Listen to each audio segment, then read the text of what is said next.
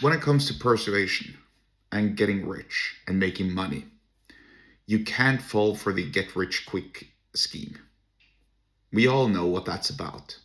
And if you don't know, it's the proverbial think that if I gamble all my money in the casino, in the slot machine, if I pay for playing the lottery, I'm going to win a lot of money and I'm going to become rich and a millionaire.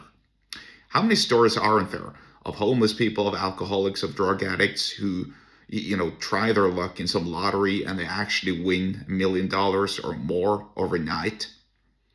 But then, as with everything, easy come, easy go, and they end up losing it all just like that because they don't know how to manage their money.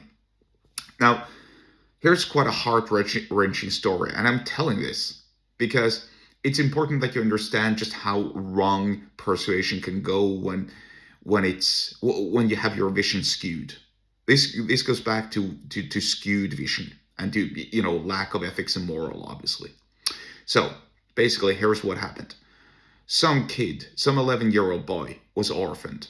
I think he only had his mother left, and she passed away when the kid was 11.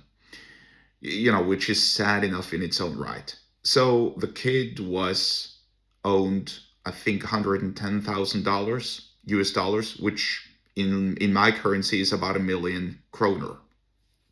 A lot of money, really. At the very least, he had that. So here's how the law works. When you're an orphan, when you're a minor, you can't have that much money on your own. The state doesn't allow it. Now, I'm not going to discuss whether that's a good or bad thing. I believe it could be both, actually, because there's a lot of, obviously, if you're an 11-year-old kid, you can't manage your own money, especially not that much money. So a curator was appointed by the state. And, the curator's job is to obviously manage the money, which should be pretty easy. Just deposit the money in some high savings account and don't touch it, and make sure literally that nobody touches it, because it's not your money. You're keeping it for somebody else. Well, here's what that curator did. And I want to laugh, but it's really just sad. The fella and his wife, I believe, actually gambled away all of the kid's money in various slot machines, lotteries, and online betting games and so on. It's just tragic.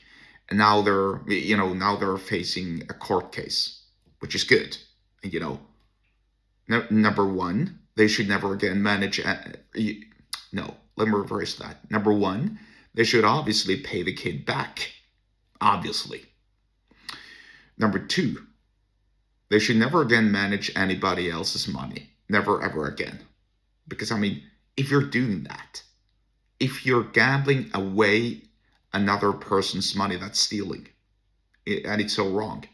And here's a related story, actually, when it comes to getting rich and having a skewed persuasion. Having a skewed vision. Another guy, and this guy was, I think he was 19, let's say 17, 18, 19, just around the age of becoming an adult, quote unquote, or in quotes, because when you're 18, you're not really an adult. You don't understand anything, but legally speaking, technically speaking, judicially speaking, you are an adult. Anyway, so this kid also had gambling issues. He gambled away a lot of money, several $100,000, I think. And this guy actually did the horrible deed of taking his mom's credit card, learning her code, or learning the code to access the credit card, and you can probably guess what I'm gonna say next. That's right. He gambled away her money as well and got her into debt as well. It's just tragic. It's just horrible. And it's just an example of skewed vision and skewed perception and skewed morals, skewed everything, really. That's what happens when persuasion goes wrong. That's what happens when persuasion doesn't have ethics or moral in it. you're stealing from other people. You're stealing their money. And so this is just what not to do when it comes to persuasion. There is no such thing as getting rich quick. There is one such thing as getting rich for sure, and that's going to take its time. As in getting a job, getting a second job, learning a skill, learning a craft,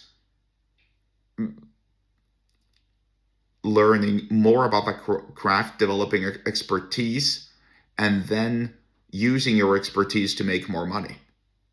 That's really what this is about. It's not about stealing. And so I'll leave you with that. Obviously, don't steal other people's money, make your own money, and persuade yourself to get rich safely and properly, which will take time. If you want to learn more about persuasion and so on, especially in terms of connecting with your clients, get subscribed to my email list. The link to do so is in the episode description wherever you're watching and or listening to this, and I'll see you there.